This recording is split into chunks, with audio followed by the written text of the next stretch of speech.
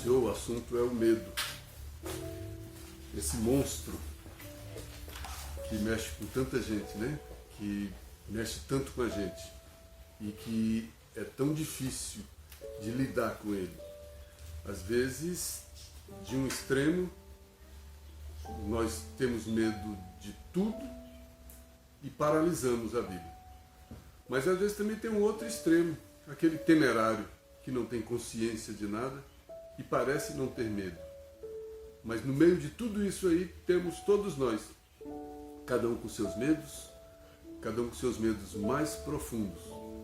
E hoje, o Emmanuel, no livro Fonte Viva, ele escreveu um texto com base naquela parábola dos talentos, onde a gente viu que quem tinha 5 conseguiu multiplicar os talentos e devolveu 10. Foi elogiado. Quem tinha 2 também conseguiu multiplicar os talentos, devolveu 4. Também foi elogiado. Mas quem tinha só 1 ficou com medo e enterrou o talento e não desenvolveu o talento. E ele alegou que o seu insucesso, por devolver só um talento, foi o medo. Então o medo impediu, é uma coisa muito simbólica, uma parábola de Jesus, que pela importância do assunto a gente vê, o próprio Cristo tocou no assunto do medo.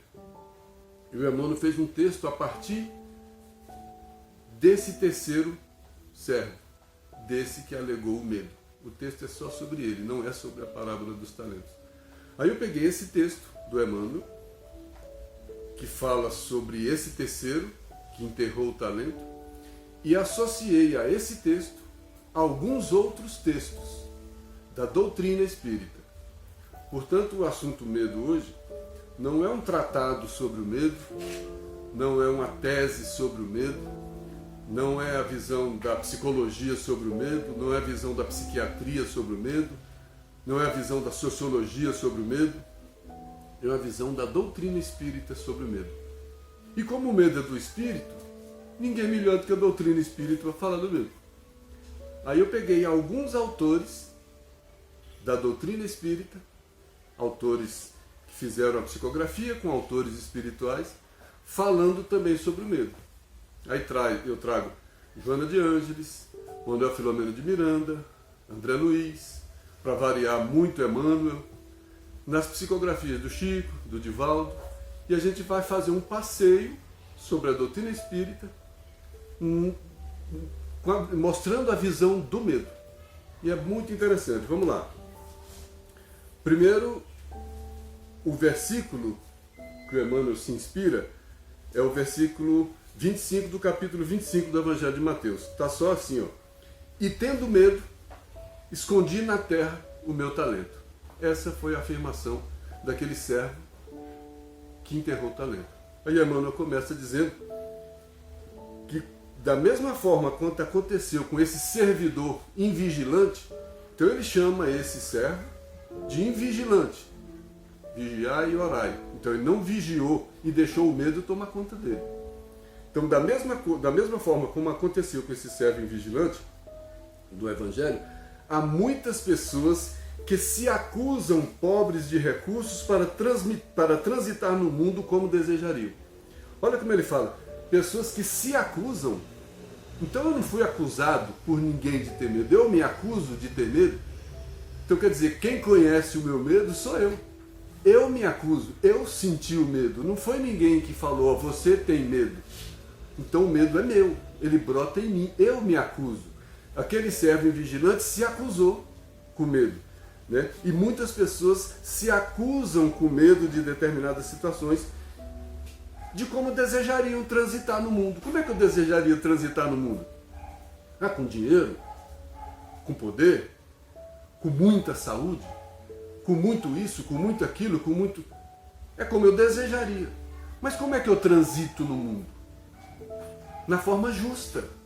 Porque não é que alguém, alguma divindade falou, você vai ser assim, você vai ser assim, você vai ser assim. Cada um de nós, a partir do livre-arbítrio, vem construindo o seu futuro. Vem construindo as suas encarnações, as suas reencarnações, os seus reencontros com as suas situações.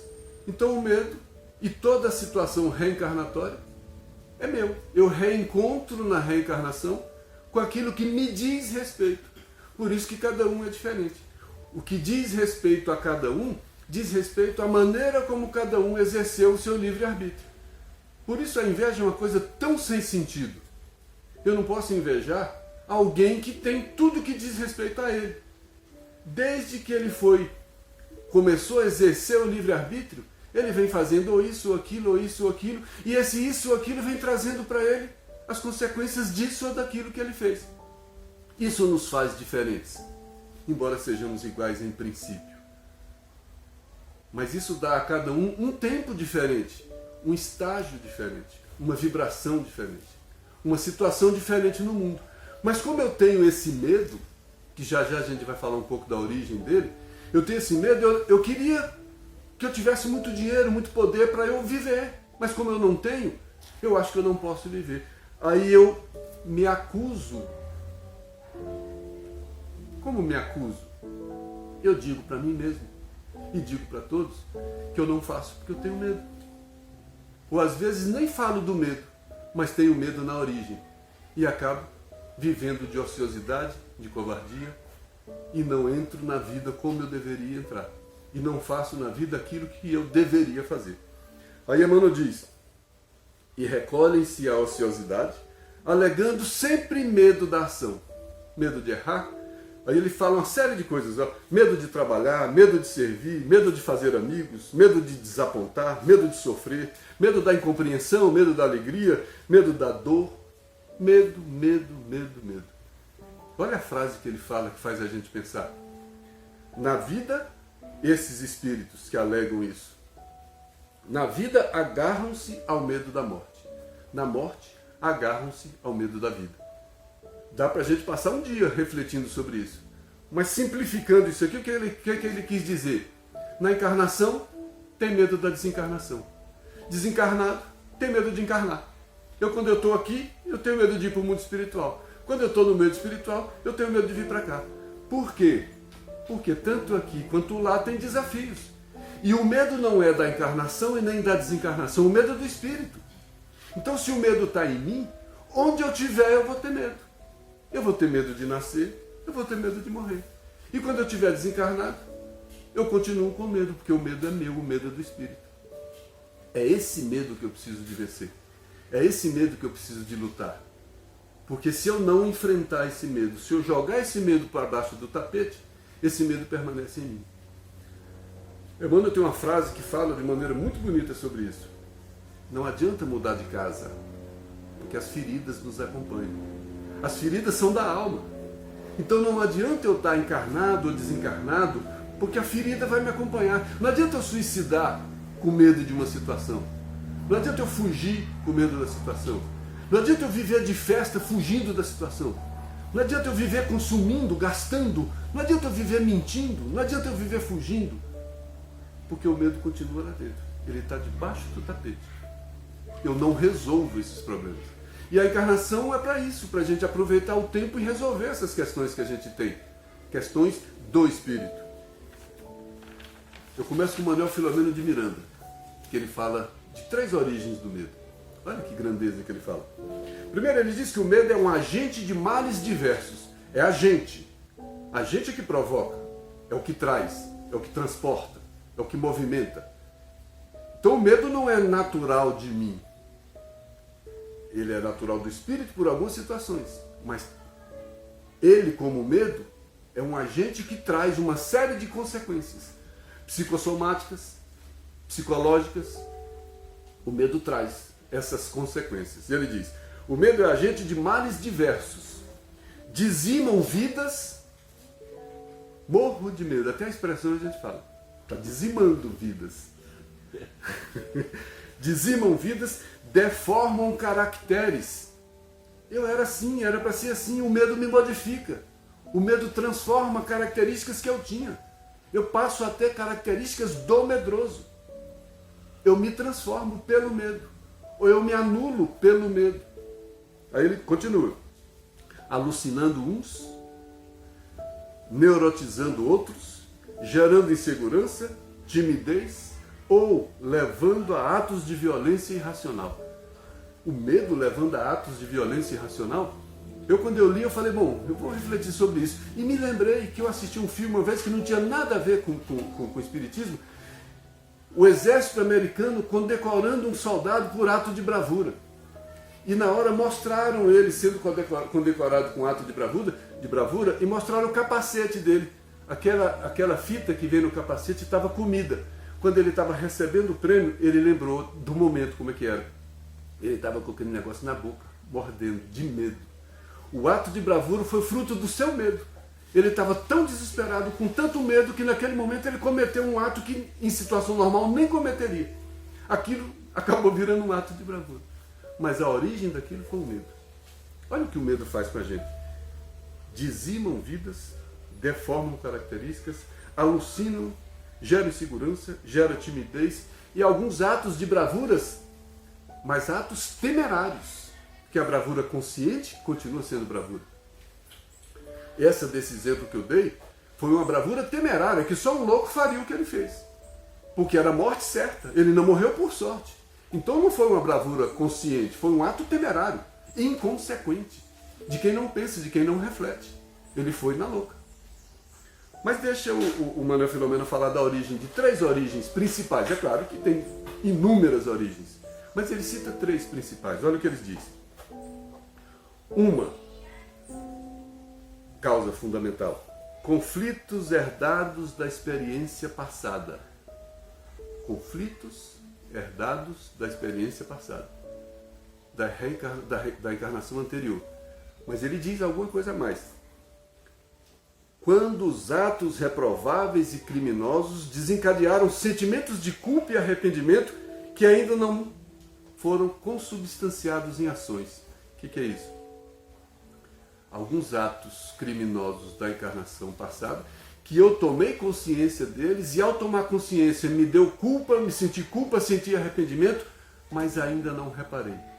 Como eu ainda não tive oportunidade, consciência, trabalho e tempo para reparar, aquilo mora em mim, no espírito, gravado no espírito, e na encarnação, quando a situação parecida se apresenta, aquilo se transforma em medo.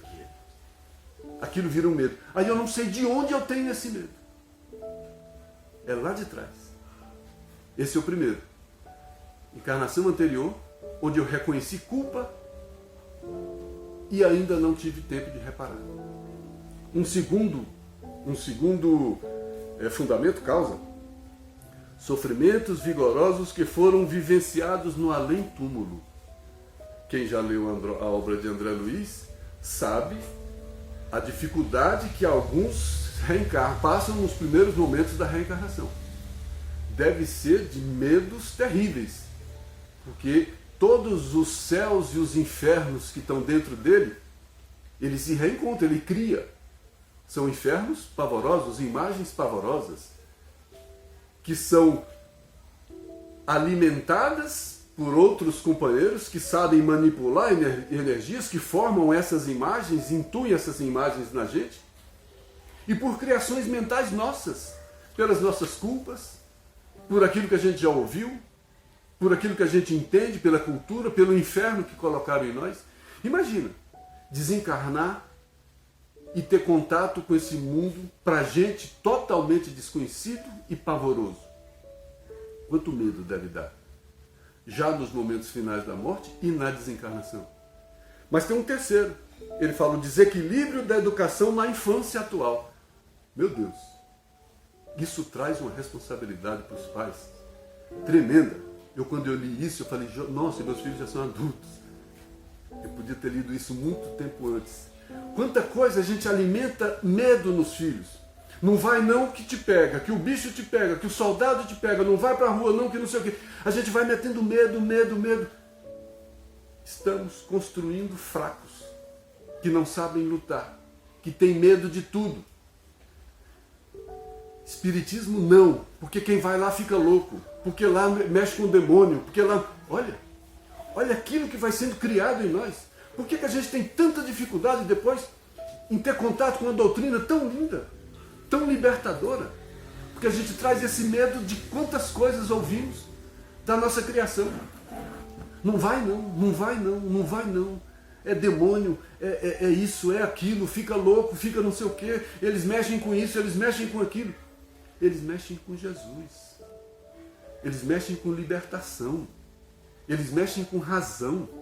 Eles mexem com consciência. Eles mexem com o coração. Eles mexem com o sentimento. Por que a gente não falou isso? Quanto medo cada um de nós passou para chegar numa casa espírita? Todos esses medos que foram incutidos na gente pela ignorância de outros, que também tiveram seus medos incutidos neles por outros e outros e outros. De onde vem essa cadeia do medo incutida na alma das pessoas? Quando é que vem a cadeia da libertação?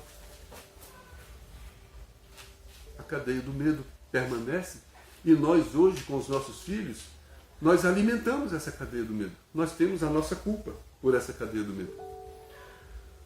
Mas a gente não pode ficar, tem que andar.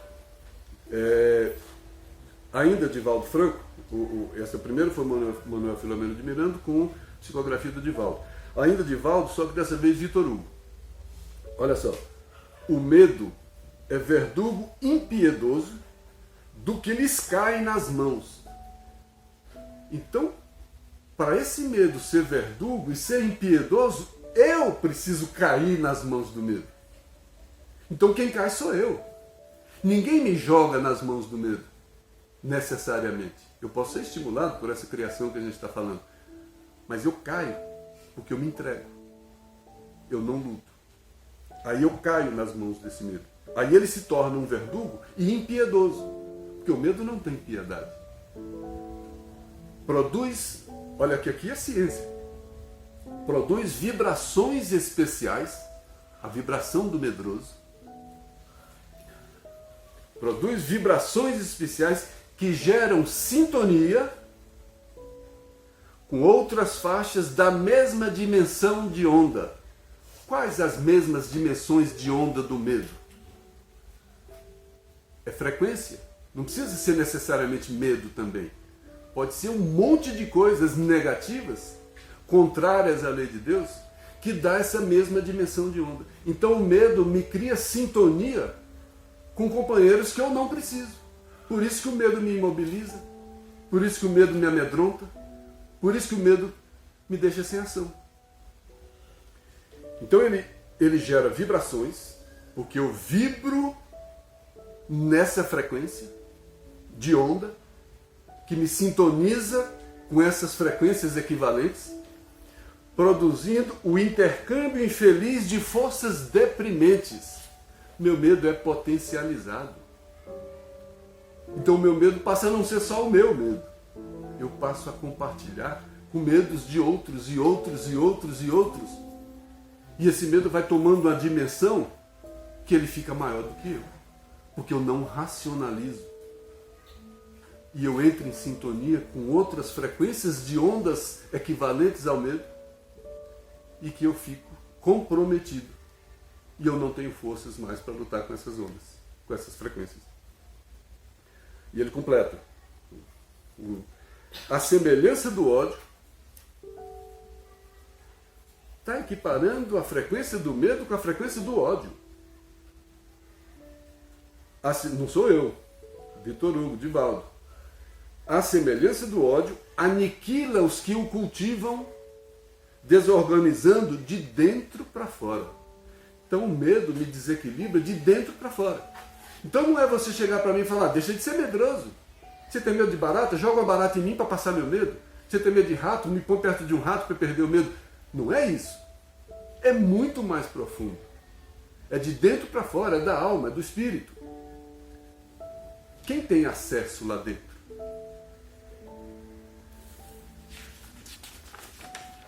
Sublime Expiação, outro livro, também de Valdo Vitor Hugo. O medo é algoz impenitente que destrói, seguro de si, estilhaçando tudo. Tudo lá dentro. Então o medo me destrói por dentro. Valores, conceitos, características de personalidade, vontade de trabalhar, coragem que me faz agir. O que me faz movimentar? A vontade. esse medo tira essa vontade. Eu prostro. Estilhaçando tudo transformando em maior razão de pavor. Ele aumenta tudo. E ele diz alguns exemplos. Pequenos ruídos viram trovões. O vento parece voz de fantasma. A respiração, a minha própria respiração, parece estertor de gigante. Olha como tudo cresce. E sai da realidade. Porque o medo toma conta. Eu me entrego. Eu não racionalizo. Ele é um sentimento profundo que brota. O que quebra o mito? A razão. Então eu preciso de uma fé raciocinada para refletir nesses medos e começar a compreender e quebrar esses medos aos poucos. Que não é uma tarefa fácil. Mas normalmente o caminho mais fácil que eu encontro é o da fuga. Vou para aqui, vou para ali, faço isso, faço aquilo. Como se eu estivesse perdendo o medo só por eu fugir do medo. No nosso lar, André Luiz diz que o medo é tão contagioso como qualquer moléstia de perigosa propagação. Então ele cresce, ele propaga lá dentro. E é contagioso. É um contágio interno e em tudo que eu tenho lá dentro. Eu fico tomado pelo medo. Classificamos o medo como um dos piores inimigos da criatura, por alojar-se na cidadela da alma. O medo mora na alma. Ele se aloja no mais profundo de cada um. Por isso é tão difícil tirar esse medo. Mas o medo de barata, tão bobo. Onde é que está esse medo de barata? Sabe lá se numa reencarnação anterior eu me vi num túmulo cheio de barata? E hoje, porque você está vendo uma barata, eu estou vendo um túmulo, eu estou vendo um corpo apodrecendo, eu estou me vendo lá dentro. Olha, não é só uma simples barata. Há um medo de elevador, um medo de avião, uma pequena fobia disso ou daquilo. De onde vem isso? Será que eu fui enterrado vivo? E me vi ali, fechado, asfixiado? E no elevador me traz isso porque está na alma? E no avião me traz isso porque está na alma? Como é que eu vou tirar isso? Como é que eu vou trabalhar isso?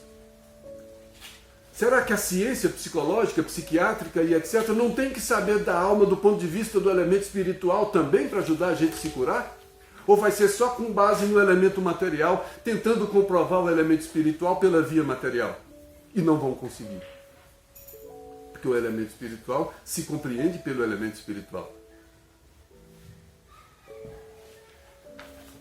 Humberto de Campos, Contos e Pontos. Os fracassos do dia, já vem uma esperança. Por enquanto tem muito fracasso, tem muito medo, tem muito problema, já vem uma esperança. Os fracassos do dia constituem a resultante da ação de um adversário que muitos acalentam. Eu alimento o meu medo? Alimento às vezes por inconsciência. Porque aquelas mesmas coisas que me incutiram, eu continuo acreditando e eu continuo alimentando os meus filhos com aquelas coisas que também me alimentam. Então a origem do meu medo eu perpetuo nos outros e ela permanece em mim, que eu continuo acreditando naquilo. E eu preciso quebrar isso. E ninguém quebra isso fora da razão. Fora da razão, ou é a fé inconsciente, ou é a temeridade. Nenhum dos dois resolve.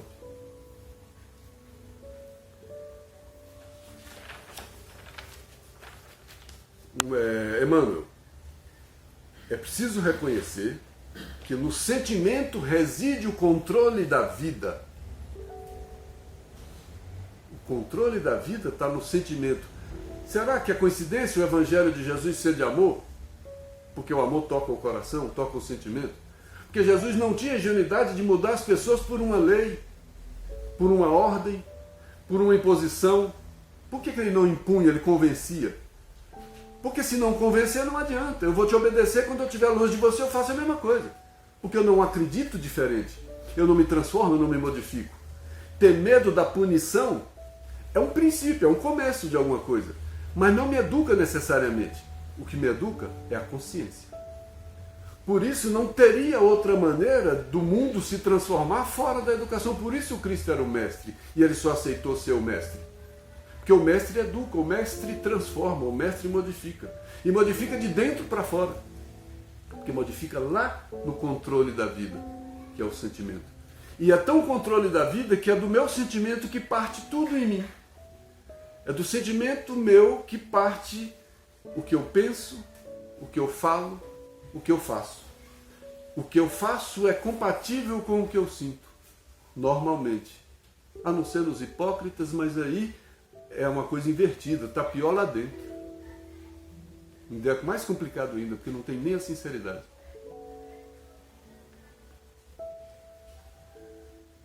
Aí vem, ainda Emmanuel, divinos dons.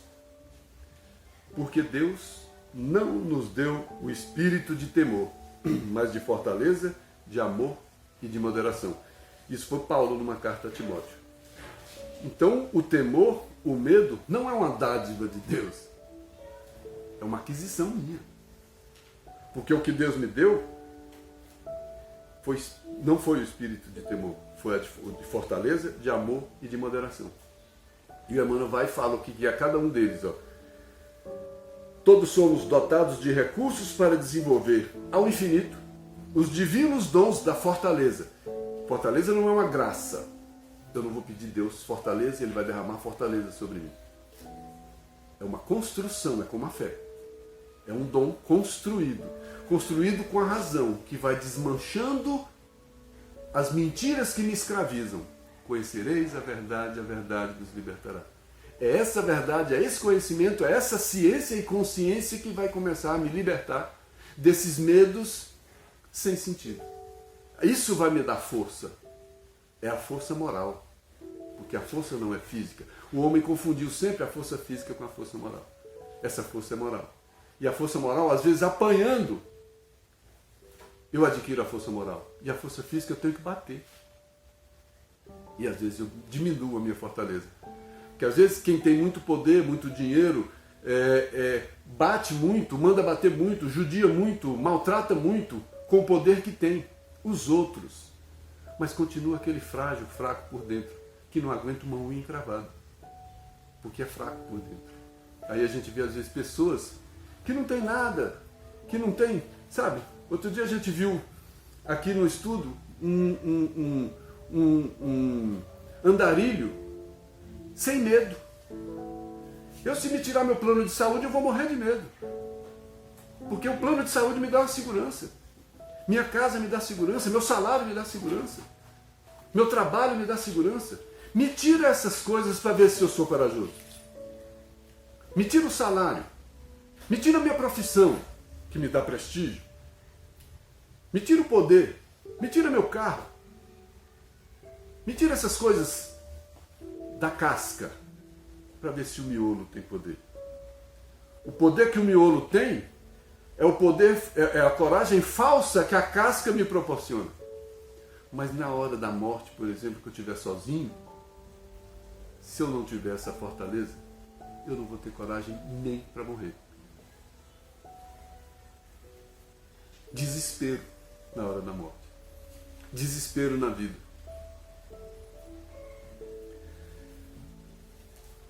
Tem outro texto também do Emmanuel no livro Pão Nosso. Inconstantes. Ele fala antes, o dom da fortaleza, que é valor moral, do amor, que é serviço incessante no bem. A construção do amor é com serviço. Eu não construo o amor com serviço só para mim, porque seria um amor egoísta. Eu não construo o amor em mim e para mim. Quer que uma pessoa comece a enxergar o amor? Ela tem que sair dela. O filho está muito egoísta? Põe para fazer alguma coisa para outro irmão, para um vizinho, para um amigo, para um parente, para alguém que ele não gosta. Já pensou? O Emmanuel fez isso com o Chico uma vez, a gente assistiu essa semana. O Emmanuel estava amargurado com uma pessoa que tinha... O Chico estava amargurado com a pessoa que matou um cachorrinho dele e não queria perdoar. O Emmanuel chegou e falou, veja o que ele mais quer e dá para ele de presente. E o Chico foi numa loja, o que ele queria era uma máquina de não sei o que, cara, um saláriozinho que ele ganhava, comprou em não sei quantas prestações. E ficou chateado com o Emmanuel. E Emmanuel falou, conseguiu tirar a mágoa de dentro de você? Porque você fez a alegria do outro. Não entra nem no mérito do que o outro queria.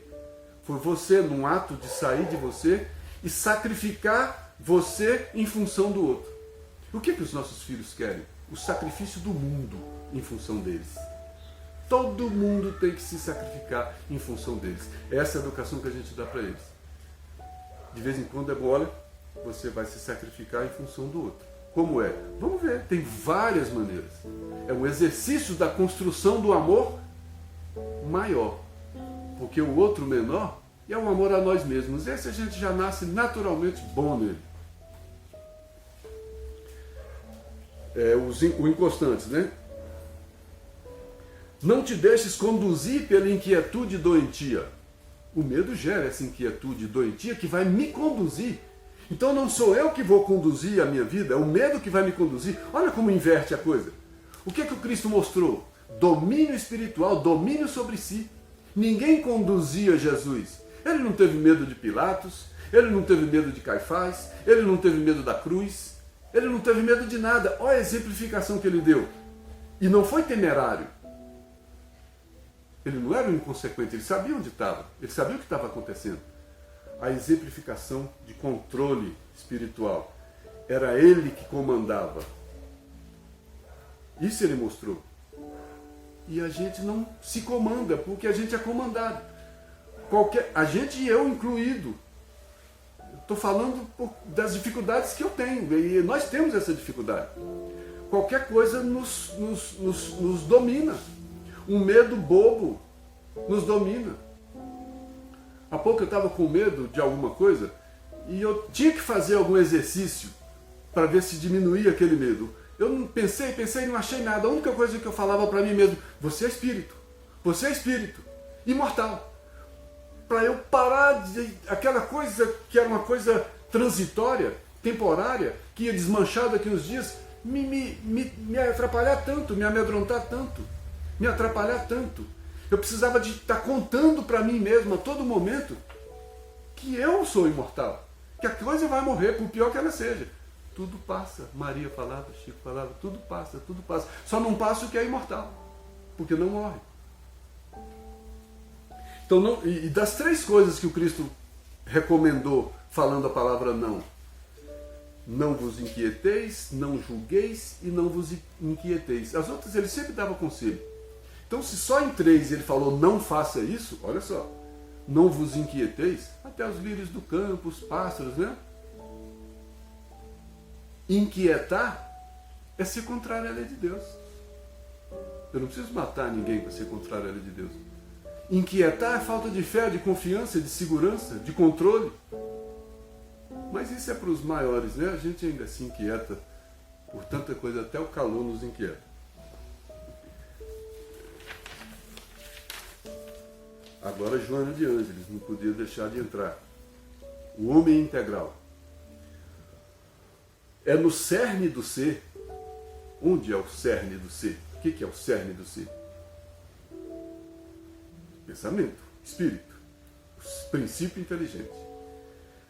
É no cerne do ser, o espírito, que se encontram as causas matrizes desse inimigo rude da vida, que é o medo. Então tem uma causa matriz, normalmente, uma causa maior, uma causa que dela se originam outros medos. E ela continua falando dessa causa matriz. E coloca essa causa matriz no espírito, não está lá fora. Por que um tem medo de uma coisa, o outro não tem medo da mesma coisa, o outro não tem medo? Não são pessoas? Mas dentro daquela tem aquele medo. O medo é fator dissolvente na organização psíquica do homem, predispondo-o por somatização a enfermidades diversas. Eu pego o meu medo e somatizo e jogo para o corpo. Então, pelo medo, eu jogo para o corpo um monte de doenças. Um monte de doenças. Eu somatizo esse medo. E o corpo padece e sofre esse medo que era do espírito. Então, onde originou aquela doença? No espírito. Eu precisava curar o quê? Eu posso tomar o remédio, que eu vou curar o corpo, e o espírito vai produzir de novo, vai somatizar de novo a mesma coisa. Onde é que vai ser a cura? Me libertar daquilo. Um trabalho maior ainda.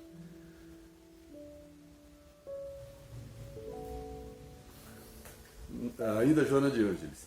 Nessa luta furiosa, nessa nossa luta de convivência com o medo, e ela é furiosa. Nessa luta furiosa, agora ele dá uma chibatada na gente. As festas ruidosas, as extravagâncias de conduta, os desperdícios de dinheiro, consumismo, e o exibicionismo com que algumas pessoas pensam vencer os medos mais íntimos. Algumas pessoas pensam vencer os medos mais íntimos. Então ela está dizendo que essa festa barulhenta, ruidosa, que essa extravagância na conduta, que esse desperdício de dinheiro, esse consumismo exagerado e esse exibicionismo que vem da minha vaidade, eu só penso que eu vou fugir dos meus medos com essas coisas. Apenas se transformam em lâminas baças de vidro. Que é isso? O vidro embaçado, que esconde o meu medo, mas não resolve o problema do meu medo. Então eu tenho esse medo, mas eu tenho condições. Eu tento fugir desse medo com essas festas ruidosas. Ele não está condenando festa, não está condenando nada em particular. Ele está condenando esses excessos que me fazem fugir do encontro comigo mesmo. Essas festas ruidosas, essa extravagância de conduta, esses desperdícios, esse consumismo, esse exibicionismo, isso não resolve meus medos. Essas fugas não resolvem as questões dos meus medos. Pelo contrário, só ofuscam, confundem, porque embaçam a lente com que eu enxergo esse medo.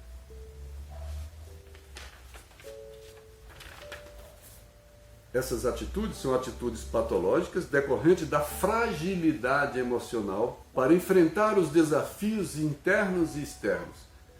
Essas condutas demonstram fragilidade emocional. Tem gente que não consegue nem dormir em silêncio. Tem que ligar um rádio, tem que ligar uma TV, tem que ter algum barulho para embaçar essa lâmina com a qual eu me enxergo. Porque senão eu vou me enxergar direito. E eu morro de medo. Eu não aguento o silêncio. O silêncio me mata de medo. Por que o silêncio me mata de medo? Porque eu mergulho em mim no silêncio. E o medo está dentro de mim. Posso acender a luz, posso dormir de luz acesa, posso dormir de luz apagada, posso dormir com o som ligado, posso dormir sozinho, posso dormir com alguém do lado. Tudo isso embaça, mas não resolve.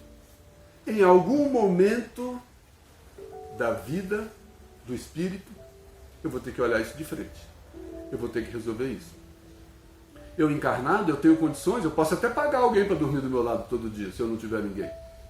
Eu posso ter 1000 alternativas dessas que embaçam o meu medo.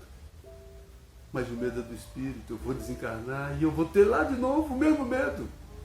E vou ter medo de voltar, e vou ter medo de ir, vou ter medo de voltar. Eu vou passar quantas encarnações, quantos séculos, aqui tendo medo de ir, e lá tendo medo de vir. Onde eu estiver, eu estou com esse medo. E quando eu estou aqui, que eu tenho condições, eu acho 1000 alternativas para esconder esse medo. Mas não resolvo o medo. Por isso ele me acompanha há tanto tempo. Ainda, Joana, a última. Conflitos existenciais. Embora inconsciente, o medo da morte predomina na natureza humana como se ele traduzisse o pavor do aniquilamento da vida. Ele está colocando na origem o medo da morte, mesmo inconsciente. Quando eu tenho medo de perder o emprego, o que tem no fundo? Medo da morte, pode ser, porque se eu perder o emprego eu não vou ter condições de viver, eu não vou ter como pagar o aluguel, eu não vou ter como comer. Quanta coisa tem por trás o medo da morte. Quanto medo é subsidiário do medo da morte. E o medo da morte fica inconsciente. Mas nós espíritas que matamos a morte, justifica esses medos todos? Então a gente tem que racionalizar e não deixar esse medo da morte, que a gente sabe que não morre, trazer esses medos filhos do medo da morte. Embora inconsciente, que a Joana de Ângeles está falando. Isso é psicologia profunda, extremamente profunda. Disso resultante, desse medo da morte, que resulta nesses medos subsequentes, nesses filhotes do medo, que é o medo de apresentam-se os inúmeros medos, a perda de emprego, perda de objetos, perda de grande estima, perda de afeições, perda de confiança, perda disso, perda daquilo. As perdas se originam no medo de uma perda maior, que é eu acreditar que eu perco a vida. Quando eu perco o medo de perder a vida, porque eu sei que eu não perco a vida, aos poucos eu começo a curar o medo de tantas outras perdas. Aquele andarilho que a gente estava falando, ele não tinha mais o que perder. Foi perdendo o medo. Agora, a gente não tem que perder tudo para perder o medo. A gente não tem que reinventar a roda. Tem que achar mecanismos conscientes de reflexão, de racionalização e começar a compreender alguns medos e começar a tirar esses medos aos poucos. E a Joana fala sobre isso também. Esses sentimentos cultivados, esses medos, tornam a existência um contínuo sofrimento, exatamente o que o indivíduo mais teme. É o medo pelo medo de ter medo. Olha se não é. Cultivados esses sentimentos, a existência torna-se um contínuo sofrimento, exatamente o que o indivíduo mais teme. Quanto mais medo eu tenho, mais eu vou ter medo de sentir medo, porque o medo me aniquila. Então o medo é uma bola de neve, é o que ela está tentando dizer. E quando eu aceito essa bola de neve, eu vou girando dentro dessa bola e essa bola vai crescendo. E vai me amedrontando. E eu vou fugindo, eu vou me escondendo, escondo no álcool, escondo na droga, escondo no consumismo, escondo no nervosismo, escondo no remédio para dormir, escondo no som, escondo isso, aquilo. Eu vou escondendo. Mas o medo continua comigo. O medo mora comigo. Tem uma música, se alguém quiser procurar depois, procura um fado. Se é que alguém ainda escuta fado na vida, procura um fado de Marisa, sobre o medo. Olha essa letra. Não é espírita, mas é espírita. Falando sobre o medo. É o contato de uma pessoa com ela mesma. Por o conhece-te a ti mesmo, é isso.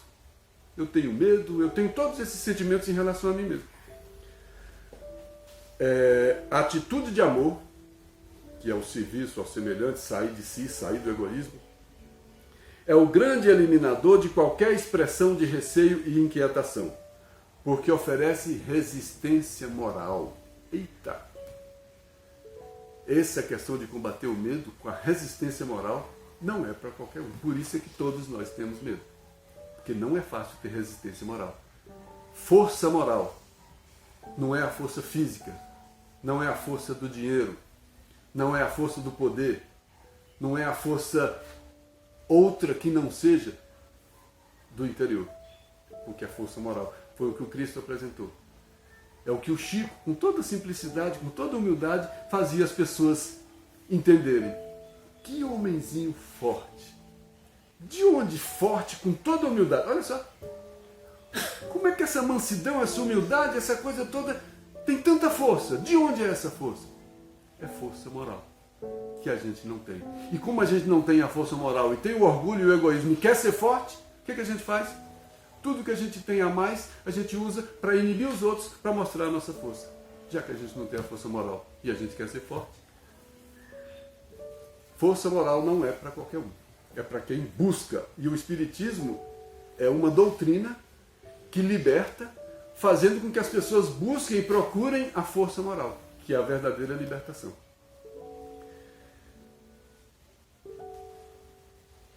Porque oferece resistência moral para os enfrentamentos, para os fenômenos que fazem parte do processo de evolução.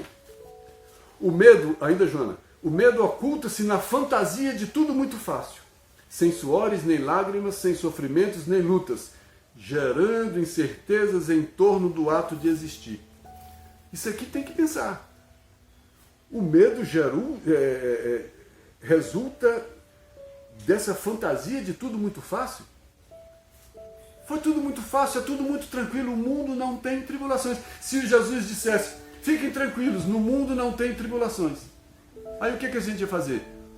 Se tiver, eu vou morrer de medo, porque eu não quero tribulações. Mas ele já avisou, para que tenhais paz.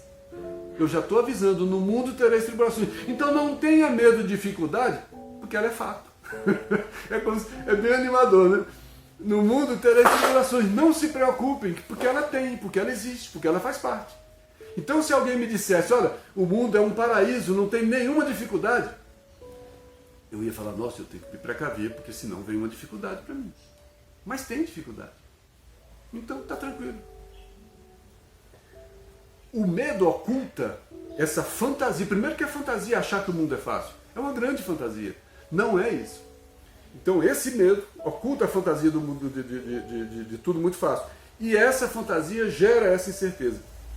E ela conclui: são medos perversos e traiçoeiros, porque são da inconsciência, são da ingenuidade, são daquelas crianças que a gente cria com todas as facilidades, depois ela não aguenta nada, fica fraca, fica frágil, medrosa, não consegue nem sair na rua, porque senão o bicho pega, senão o guarda pega, o soldado pega.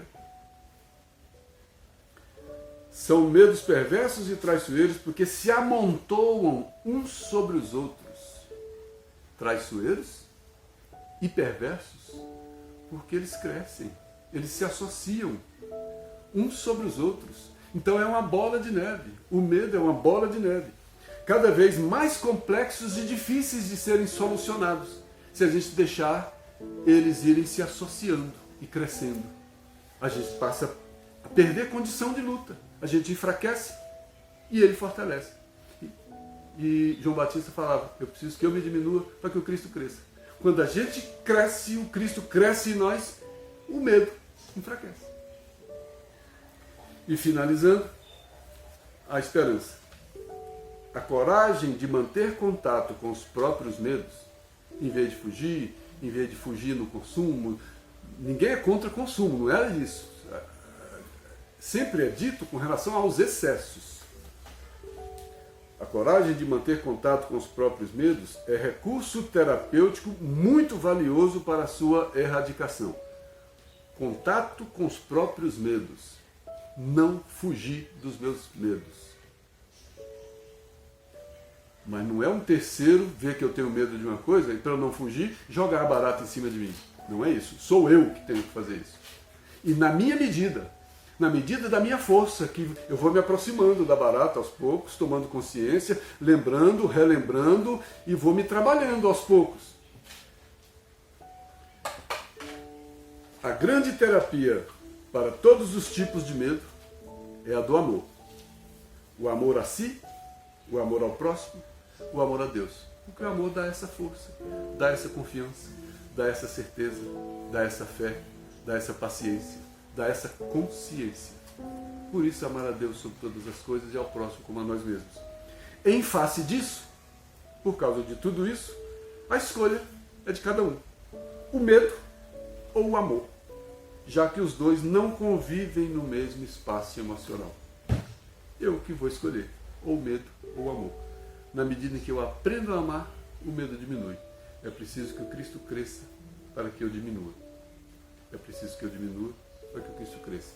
E quanto mais o amor cresce em mim, mais cresce a minha coragem, mais cresce a minha fortaleza, que é a força moral, mais eu cresço. Que Deus nos abençoe, nos ajude a ter consciência de luta com esse grande monstro que não pega um ou outro, pega todos nós. Não tem nenhum de nós que está fora disso. Quando eu fui preparar isso, eu revi e me encontrei com tantos medos que ainda tenho e que ainda luto com cada um. Então, Chico tinha medo. Chico teve medo de avião, sabia que não ia morrer. Né? Então, os medos são medos, mas são necessários, porque eles mostram nossa imperfeição. E pela nossa imperfeição, a gente vai aprendendo. Aí a gente começa a encontrar pessoas de verdade. Qual o critério que eu julgo as pessoas hoje? Aí eu vejo uma pessoa poderosa que manda em tudo e todo mundo e tem medo de uma dor de dente? Ou eu vejo um andarilho que não tem medo de nada? Quem para mim é mais forte? O poderoso ou o que não tem poder nenhum e não tem medo de nada? Perguntaram para ele, e a morte? E a doença? Não, eu sigo, eu não adoeço. Quando adoece, adoece. Olha só, que força adquiriu uma pessoa dessa. Agora, foi com a vida, foi, né? uma pessoa que há mais de 50 anos anda pela estrada e não é um louco. Eu lembrei dos tempos evangélicos. O que os evangelistas foram, se não esses aqui? O Pedro negou o Cristo por quê? Medo. E o que ele fez depois? Resolveu o medo, enfrentou o medo. Que Deus nos abençoe e que a gente aprenda, cada um, a enfrentar os seus próprios medos.